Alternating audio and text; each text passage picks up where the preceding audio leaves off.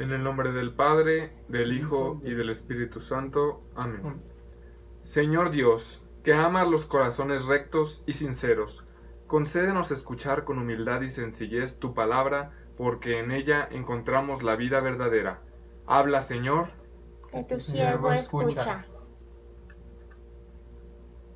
El día de hoy vamos a continuar leyendo y reflexionando el Evangelio de San Marcos, capítulo 1, versículos del 14 al 28. Después que Juan fue entregado, marchó Jesús a Galilea y proclamaba la buena nueva de Dios. El tiempo se ha cumplido y el reino de Dios está cerca. Conviértanse y crean en la buena nueva. Bordeando el mar de Galilea, vio a Simón y Andrés, el hermano de Simón, largando las redes en el mar, pues eran pescadores. Jesús les dijo: vengan conmigo y les haré llegar a ser pescadores de hombres. Al instante, dejando las redes, lo siguieron. Caminando un poco más adelante, vio a Santiago, el de Zebedeo, y a su hermano Juan. Estaban también en la barca arreglando las redes, y al instante los llamó. Y ellos, dejando a su padre Zebedeo en la barca con los jornaleros, se fueron tras él. Llegan a Cafarnaún. Al llegar el sábado, entró en la sinagoga y se puso a enseñar, y quedaban asombrados de su doctrina, porque les enseñaba como quien tiene autoridad y no como los escribas. Había precisamente en su sinagoga un hombre poseído por un espíritu inmundo, que se puso a gritar: ¿qué tenemos nosotros contigo, Jesús de Nazaret? ¿Has venido a destruirnos? Sé quién eres tú, el Santo de Dios. Jesús entonces le ordenó diciendo: cállate y sal de él. Y agitándole violentamente el espíritu inmundo, dio un fuerte grito y salió de él. Todos quedaron asombrados de tal manera que se preguntaban unos a otros: ¿qué es esto? Una doctrina nueva expuesta con autoridad. Manda hasta los espíritus inmundos y le obedecen. Bien pronto su fama se extendió por todas partes, en toda la región de Galilea. Esta es palabra del Señor. Honor y gloria a ti, Señor Jesús. Muy bien. Ahora pidamos que la luz del Espíritu Santo ilumine nuestra reflexión sobre lo que hemos escuchado.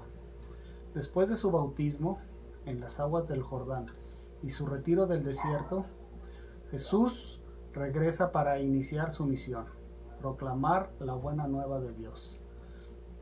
Y Marcos nos relata qué era lo que Cristo proclamaba: el tiempo se ha cumplido, el reino de Dios está cerca, conviértanse y crean en la buena nueva. En esta frase se encuentra uno de los fundamentos de la enseñanza cristiana, pero para comprenderla mejor, iremos por partes. En primer lugar, el mismo Jesús confirma que ha llegado la plenitud de los tiempos, no solo por su encarnación, sino porque inicia el momento de su predicación, previo a su pasión, muerte y resurrección. Su predicación se basa en explicar a la gente lo que es el reino de Dios, pero no solo para las personas de su época, sino para todos los seres humanos que han existido, existen y existirán, pues su mensaje está siempre vigente. Todos los hombres están llamados a entrar en el reino de los cielos. Aunque anunciado en primer lugar a los hijos de Israel, este reino mesiánico está destinado a acoger a los hombres de todas las naciones.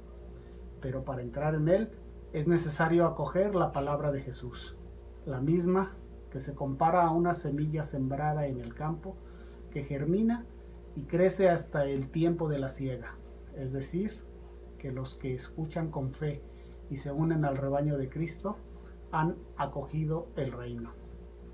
Jesús llama a entrar en dicho reino a través de parábolas, rasgo típico de su enseñanza. Por medio de ellas invita al gran banquete, pero exige también una elección radical. Para alcanzar este reino es necesario darlo todo. Por ello, las intenciones no bastan, hacen falta las buenas obras. Una condición nos pone Jesús para entrar en el reino de los cielos: convertirse y creer en la buena nueva. Pero ¿qué significa este llamado? Para lograr la salvación no es suficiente creer en Dios, sino que debemos hacer vida su palabra, y para ello debemos conocer lo que nos dice en ella. Ahora hablemos sobre el llamado de los primeros apóstoles. Los relatos evangélicos de Marcos nos cuentan cuando Jesús se encontró pescando a Simón y Andrés, y ellos atestiguaron el milagro de la pesca y reconocieron su santidad.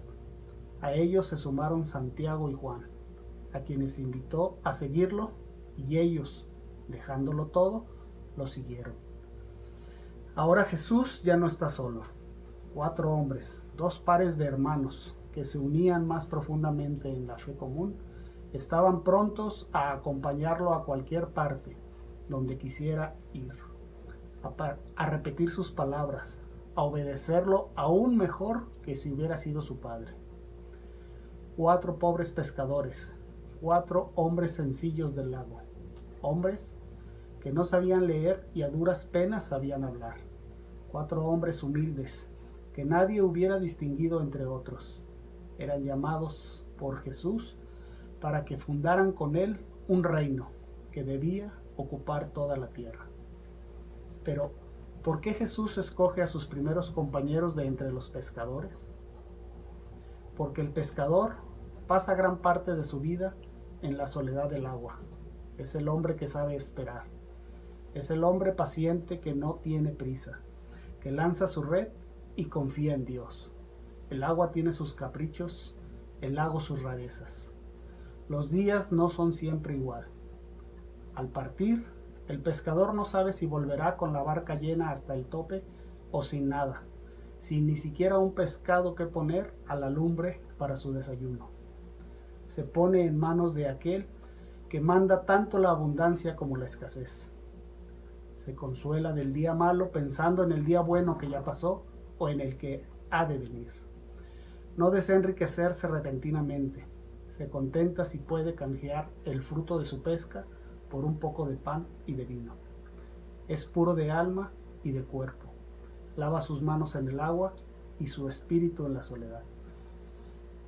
De estos pescadores que habrían muerto en la oscuridad de Cafarnaún, inadvertidos para todos menos para sus vecinos, Jesús hizo grandes santos, tanto que aún hoy en día los hombres recuerdan e invocan. Ahora vayamos a la sinagoga de Cafarnaún, que nos relata Marcos en su Evangelio.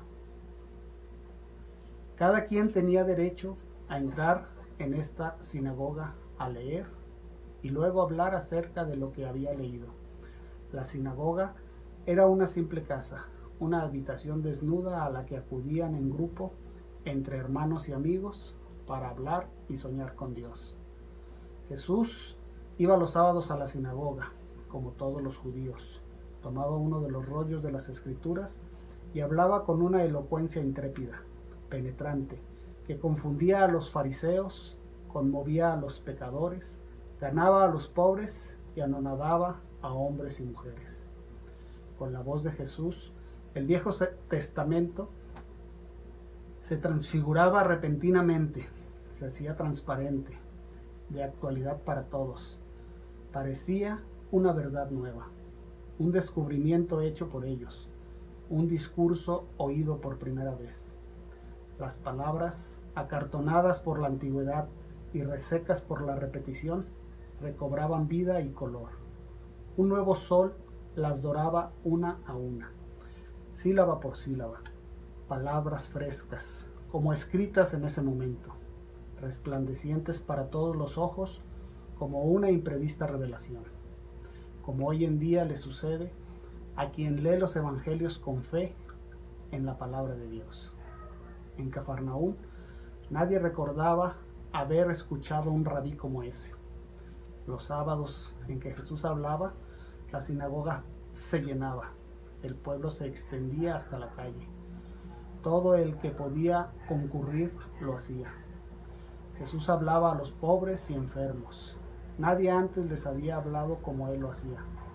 Ninguno había demostrado amarlos tanto que llenaba sus corazones de consuelo y de esperanza.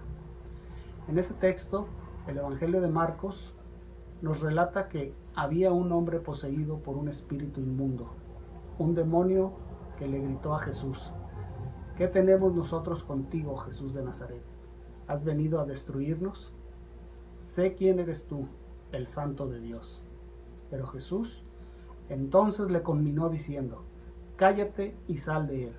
Y agitándole violentamente, el espíritu inmundo dio un fuerte grito y salió de aquel hombre. Y entonces todos los presentes quedaron pasmados de tal manera que se preguntaban unos a otros: ¿qué es esto? ¿Acaso una doctrina nueva, expuesta con autoridad? Manda hasta a los espíritus inmundos y le obedecen. Y todo esto hizo que su fama se extendiera por todas partes. Jesús acompaña siempre sus palabras con numerosos milagros, prodigios y signos que manifiestan que el reino está presente en él y que demuestran que Jesús es el Mesías anunciado. Los signos que lleva a cabo Jesús testimonian que el Padre le ha enviado, invitan a creer en él, concede lo que le piden a los que acuden a él con fe. Por tanto, los milagros fortalecen la fe en aquel que hace las obras de su Padre y que testimonian que él es Hijo de Dios. Pero también puede ser ocasión de escándalo. Por eso, Jesús no pretende satisfacer la curiosidad ni los deseos mágicos, y manda callar a los demonios. Sin embargo, a pesar de tan evidentes milagros, Jesús es rechazado por algunos. Incluso se le acusa de obrar movido por los demonios. Al liberar a algunos hombres de los males terrenos como el hambre, de la injusticia, de la enfermedad y hasta de la muerte, Jesús realizó muchos signos mesiánicos. No obstante, él no vino para abolir todos los males aquí abajo en la tierra. Y esto es lo más importante que debemos entender. Él vino a liberar a los hombres de la esclavitud más grave, la del pecado, principal obstáculo que enfrentamos en nuestra vocación de hijos de Dios. Por último diremos que la venida del reino de Dios es la derrota del reino de Satanás, como nos lo dice Jesús claramente en el Evangelio de Mateo, en el capítulo 12, versículo 28. Si por el Espíritu de Dios expulsó a los demonios, es que ha llegado a vosotros el reino de Dios. El Catecismo de la Iglesia Católica nos recuerda que los exorcismos de Jesús liberan a los hombres del dominio de los demonios, anticipan la gran victoria de Jesús sobre el príncipe de este mundo, ya que por la cruz Cristo será definitivamente establecido el reino de Dios. Recordemos siempre que Dios reinó desde el madero de la cruz. Señor Jesús, palabra encarnada de Dios, te damos gracias porque nos has iluminado con tu mensaje, que produzca en nosotros el fruto para el cual tú lo has destinado. Amén. Amén. Amén. En nombre del Padre, En nombre del Padre, del Hijo y del Espíritu Santo. Amén.